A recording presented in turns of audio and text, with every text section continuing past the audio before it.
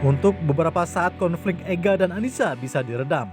Namun masalah lain muncul saat penagih utang datang. Mas, sampai yang suaminya Mbak Nisa ya? Iya mas, saya suaminya mas. Ada apa ya? Mas, tolong sampein ke istri sampean. Suruh bayar utangnya. Utang.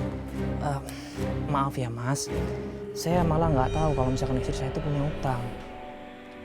Ngomong-ngomong, utang istri saya berapa mas? Istri sampean utang 1 juta. Dan ini sudah lewat jatuh temponya. Apa mas 1 juta? Mas, sekali lagi saya mohon maaf mas. Saya nggak punya uang segitu mas. Tapi nanti saya akan sampaikan ke istri saya ya. Awas ya. Dalam waktu 3 hari belum bisa bayar, saya akan balik lagi ke sini. Iya, iya. Ingat itu. Iya mas.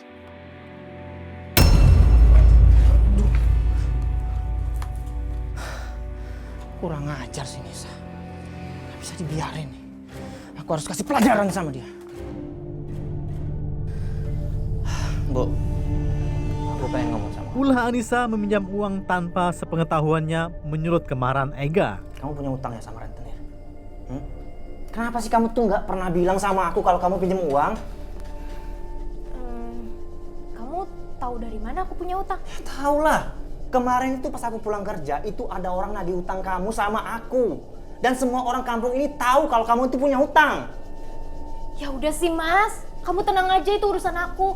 Biar nanti aku yang bayar sendiri utangnya. Alah, kamu nih, kamu dinasihatin suami, malah galakan kamu ya? Hah? Lagian buat apa? Uangnya buat apa? Ega kembali berlaku aniaya kepada Anissa. Udah, aku capek, aku mau istirahat, aku mau tidur.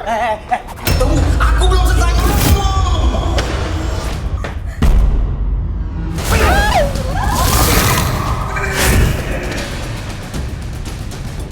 Nah,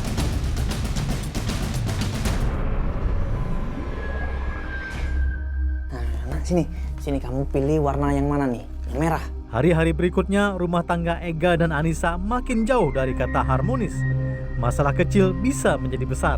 Aku udah kasih uang 300.000. Nanti kamu jangan lupa, kamu beliin susu buat Hasan ya. Ega meminta Anissa membeli perlengkapan dan kebutuhan untuk anak-anaknya.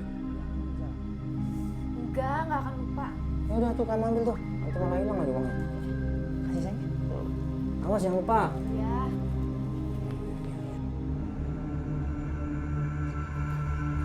Bu. Ibu. Bu. Kenapa sih mas?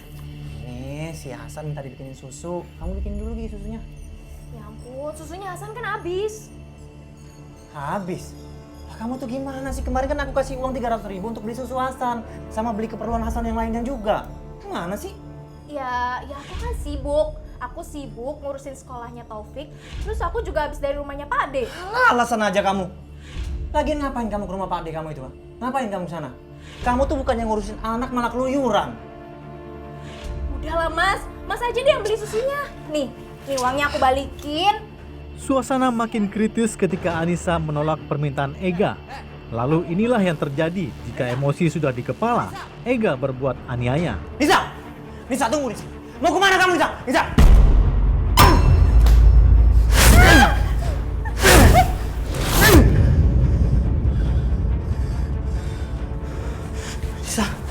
Nisa! Nisa bangun Nisa. Nisa! Astaga. Anissa tak berdaya, ia terjerembab akibat benturan di kepala.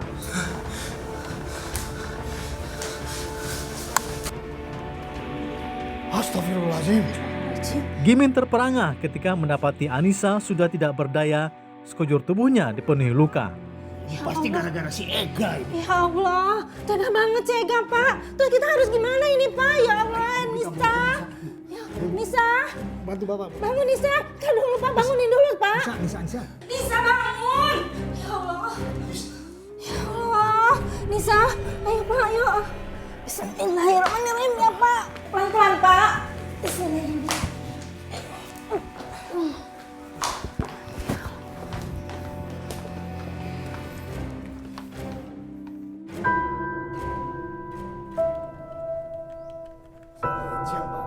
Selamat siang, Pak.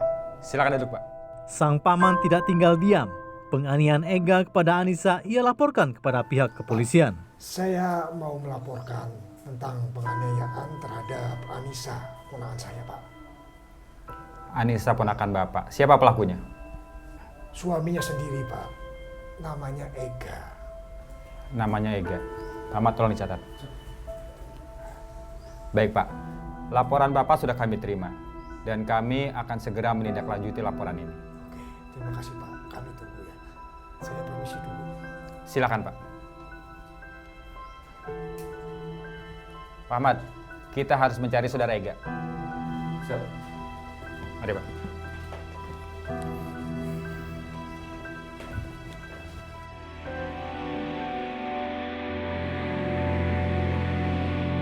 Polisi kemudian bergerak mencari Ega. Tak butuh waktu lama, di sebuah warung dekat rumah, Ega pasrah di gelandang polisi. Saudara Ega, Anda kami tangkap atas tuduhan telah menganiaya istri Anda sendiri yang bernama Anissa.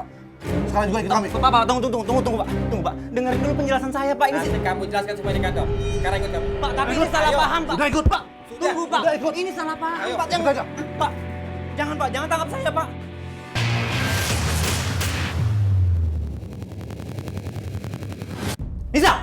Nisa, tunggu, Nisa. Mau kemana kamu, Nisa?